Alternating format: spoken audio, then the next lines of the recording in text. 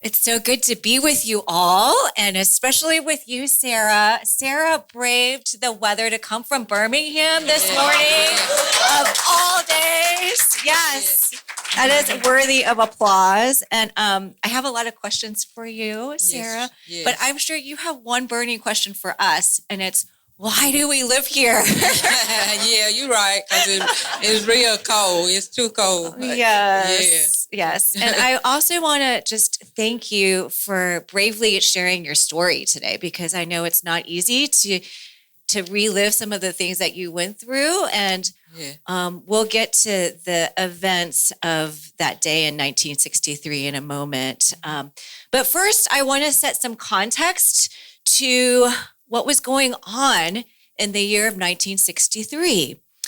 Birmingham was actually it was probably the center of the civil rights movement in the South. In May of that year, there was a children's march, a crusade that kind of started at the 16th Street Baptist Church. 5,000 children of that city marched right out of that church to start the march.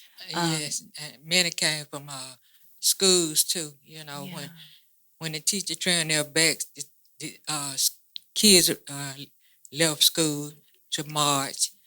Some of your friends were there, I'm sure. Yes, a lot of them were there because we wanted to see a change in Birmingham, because Birmingham was such a racist city. And we had to fight for our rights, because many things in Birmingham it just wasn't right the way they did blacks during that time. Because I remember when they had the water fountain, they had color fountains and white fountains. And if they would catch you drinking from the white fountain, you would be arrested. And also the blacks could not sit downstairs in the theaters. They had to sit up in the balcony, because they wouldn't allow that. And also, I remember when Bud Connor would put the dogs on the marches.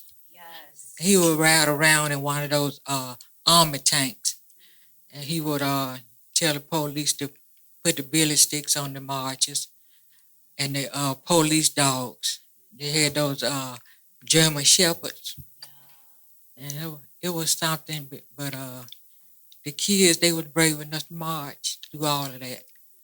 So I believe that when Martin Luther King seen all this going on in Birmingham, Alabama, that's when he sent the Southern Christian Leadership Conference. They wanted to do something about it. Yeah, and actually, Dr. Martin Luther King was actually in August of 1963. That was the March on Washington, where he gave his famous "I Have a Dream" speech. And less than a month after that was actually when this bombing occurred at the 16th Street Baptist Church. So September 15th, this Sunday, again, just on the heels of the "I Have a Dream" speech, the bombing happens.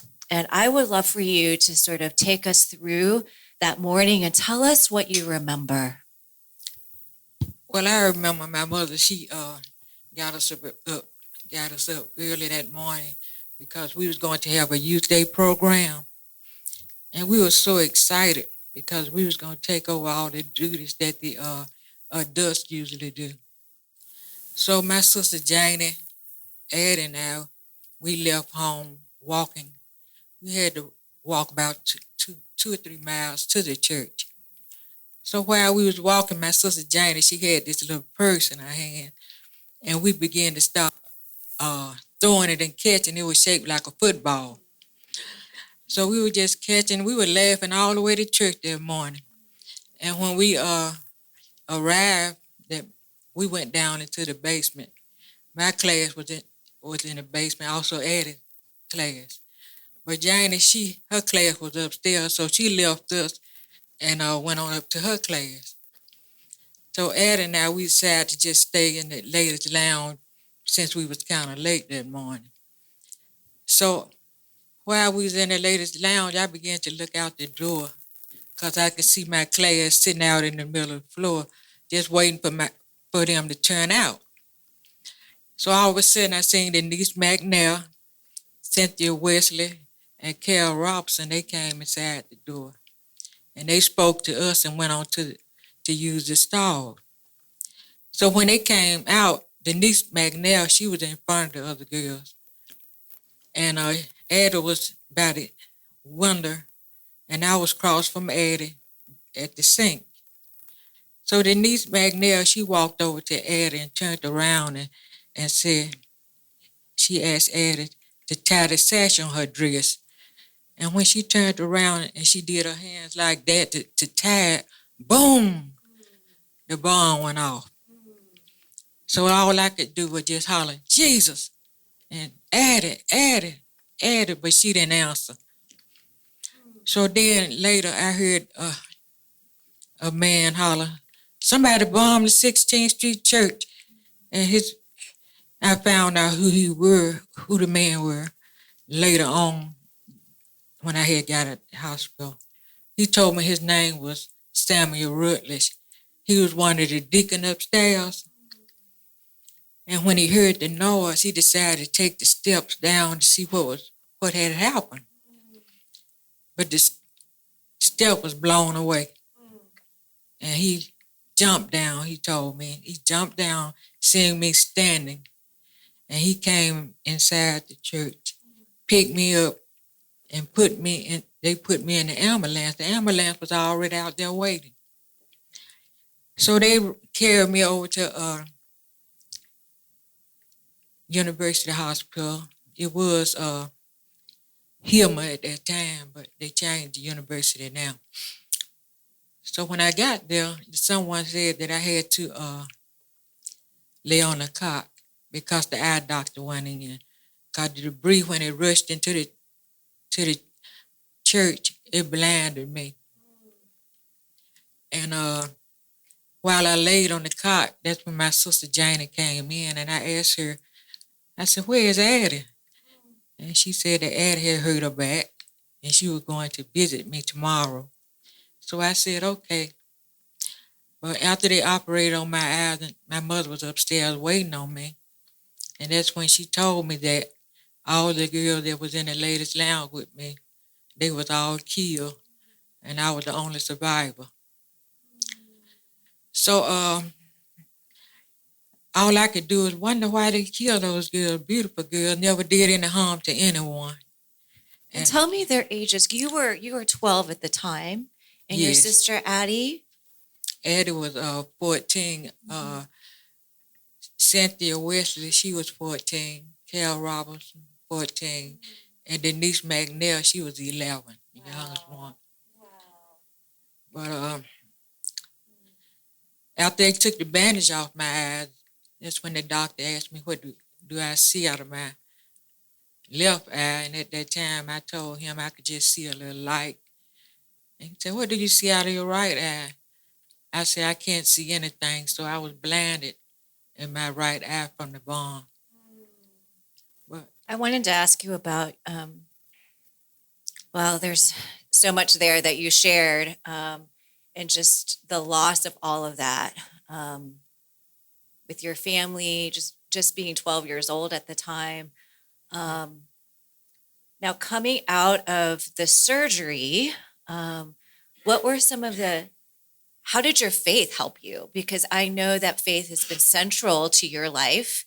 And, this happening at church by the Ku Klux Klan and losing your sister and your friends. How did your faith help you get through this? Well, I remember most of the people would always ask me, was I angry with God because that had happened? But I always let them know I couldn't be angry with God because of the fact that it could have been 5 girls killed. And I look at the fact that it was him that really brought me out of the church.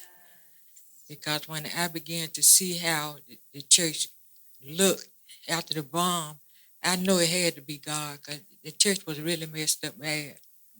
And he brought me out.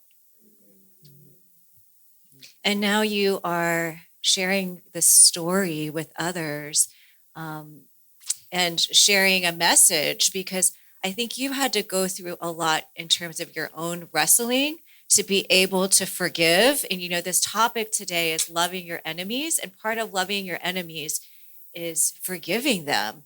And I can't imagine how hard that is to forgive the bombers. So I wanted to ask you, how was that process for you of learning to forgive? Well, it took me a while. I remember I was in my 40s because I was angry for a long time.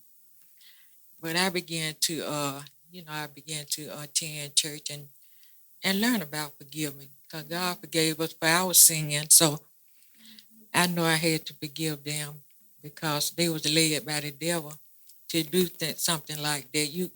When you put a bomb in the church,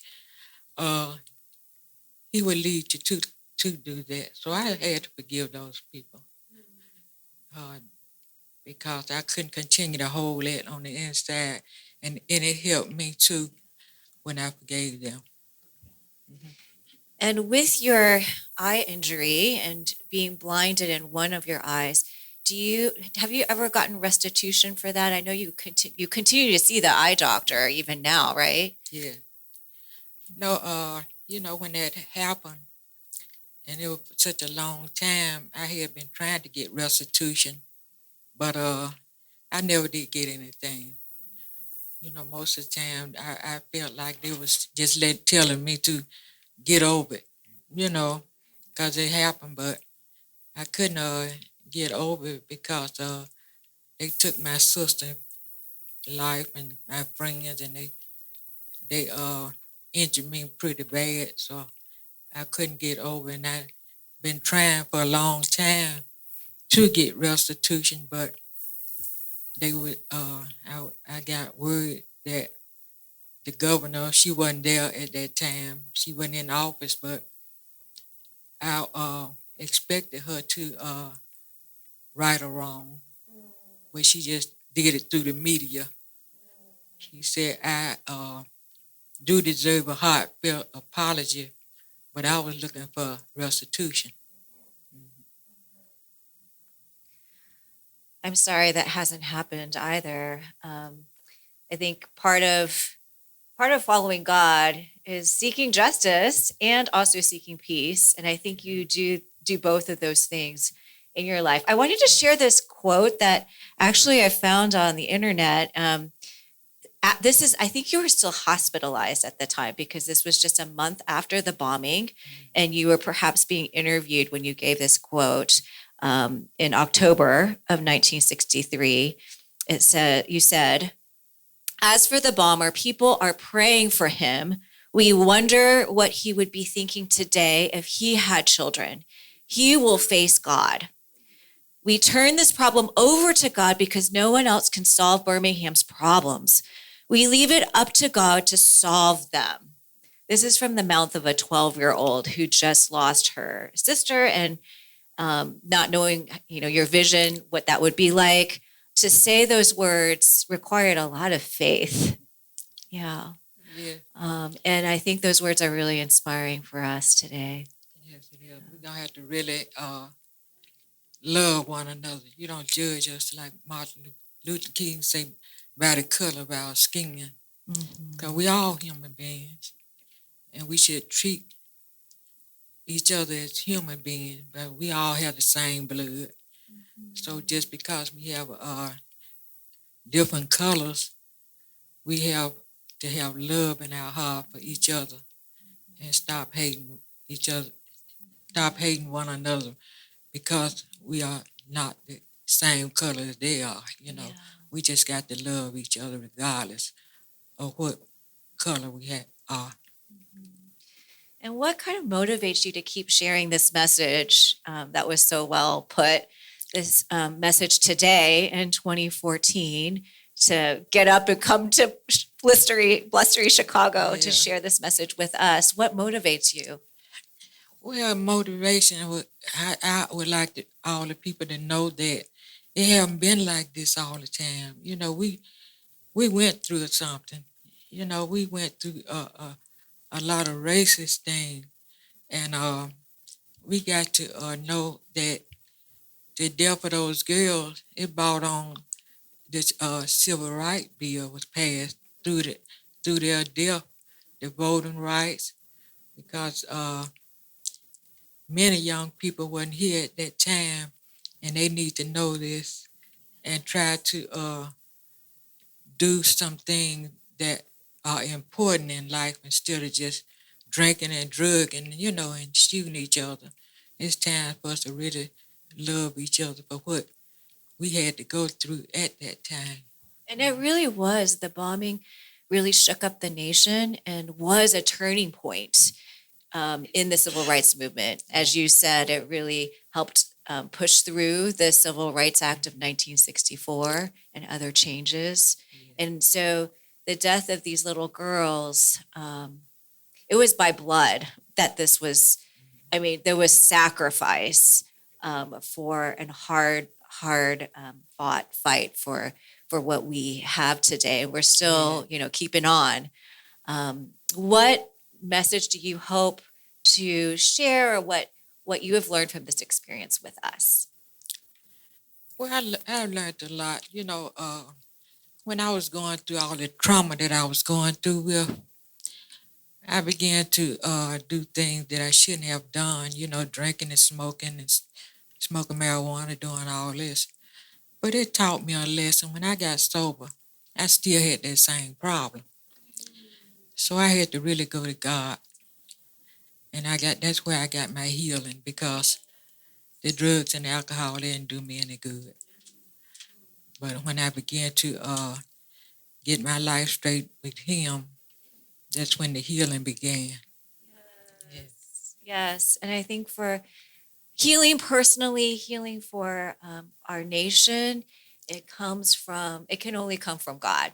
And Right. just you living through this personally and sharing this message with us today. We're so grateful. Sarah, thank you Thank so you. much. Thank you for having me. Come.